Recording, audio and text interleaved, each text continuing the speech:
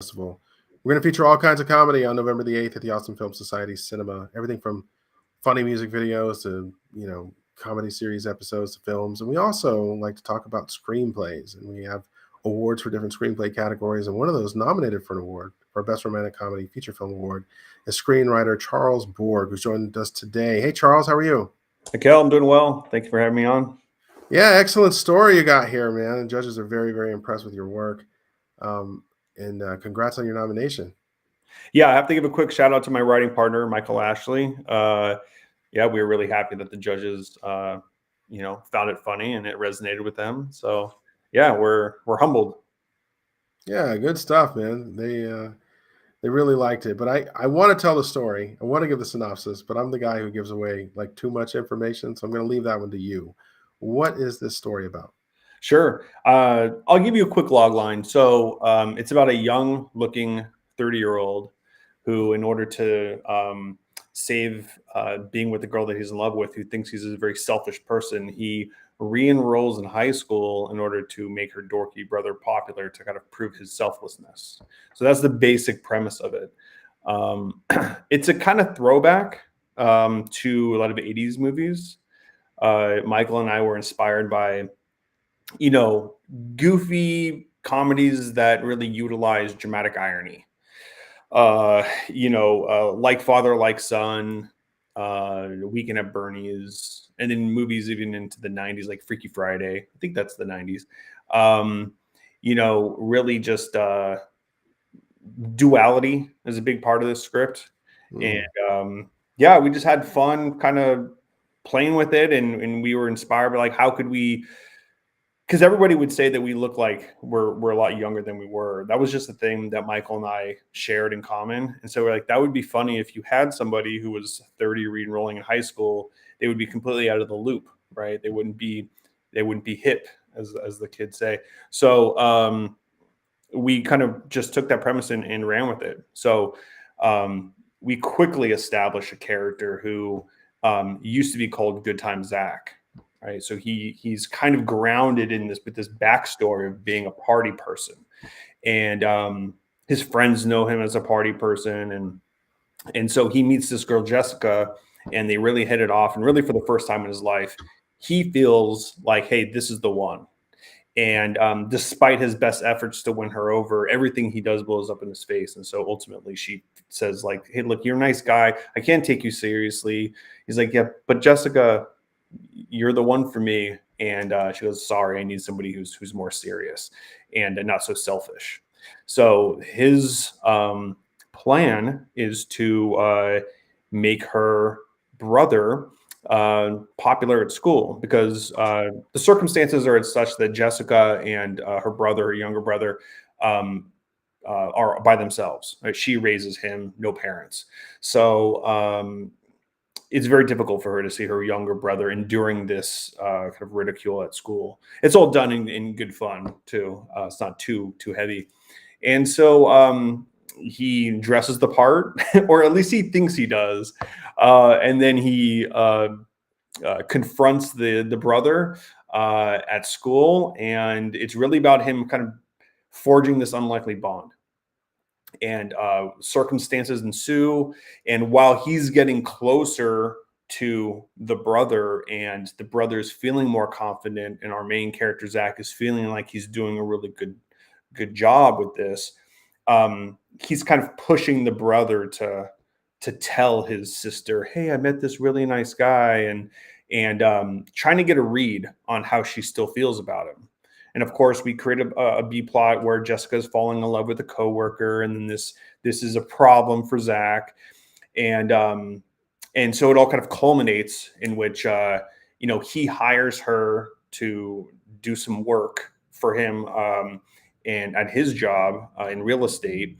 And of course, things go badly. And meanwhile, we stay with the brother, who's kind of falling for a girl at school. And it's really like this kind of nice parallel between the brother forming a relationship at school, Zach forming a relationship with the brother, and Zach slowly but surely getting back into Jessica's good graces. All right, many layers to this one. Yeah. Good stuff. Well, creatively, why do this story? What is it that inspired you to do this one? Well, Michael and I, we kind of cut our teeth in screenwriting doing rom-coms, and so we had just come off the heels of doing another uh, romantic comedy, and we thought we really love 80s comedies. There's something kind of classic about them. They don't resort to being crude. Not that there's anything wrong with like the Anchormans of the world. I mean, I'm a big fan of that, but there's a lot of like 2000 comedies, right, that don't really hold up very well. They're of the time, and it's funny because if you go and you watch comedies specifically from the 80s, I think that I think they just feel more timeless would be the best word for it. And so we wanted to do something that it wasn't crude and didn't lean on a bunch of being vulgar, right? And so we wanted something again that was driven by dramatic irony. And so that was our biggest inspiration. It's just those elements. Yeah. How do you come up with, your characters and scenarios? Are they inspired by like real life events or real life people, or do you just kind of write characters like a certain blank slate, or how do you come up with your Yeah, characters? that's a good question. Yeah, we don't typically think of any actors that we're like, okay, so this is going to be Zac Efron as the lead. We like to paint it with a broad stroke. So it's Zach, I guess, is a relatively neutral name. So I mean, you could really cast Zach as anybody. We're kind of big on that, right? That's not. We don't believe it's even our job to be that detailed. We keep age general. In this case, it's actually very specific, right? It has to be in order for the script to work. But yeah, I mean, we're more in the school of concentrating on like archetypal characters and then putting a tweak on them. So they're familiar but different. We have like the hard edge boss, who's no nonsense. We have the bully at school, but has a kind of a sweet underbelly. And so I think that we're more motivated by, okay, so this is the role that we need filled, right? This opponent force in the story, this supporting character in the story, and then how can we put that extra little tweak on it to make them a little bit different, right? Like, oh, here's his best friend supporting the mentor. Okay, we've seen this character before, it's familiar, but how can we put a twist on it? How about he's suffering from a really bad sunburn, like really bad sunburn throughout the entire story? Okay, so that's just a funny, and then you can use that to kind of piggyback on jokes. We have his boss at work, who looks like I'm drawing a blank, KFC, Colonel Sanders. Yeah, Colonel Sanders. Yeah. So, but that could be taken in a lot of different ways, which is funny because, like KFC always has those commercials where there's a bunch of different actors playing those roles.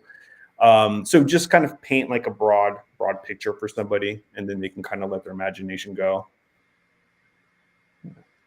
All right. Impressive. Well, hey, I appreciate the time that you spent, talking about your screenplay today. Is there anything you want to add before we go?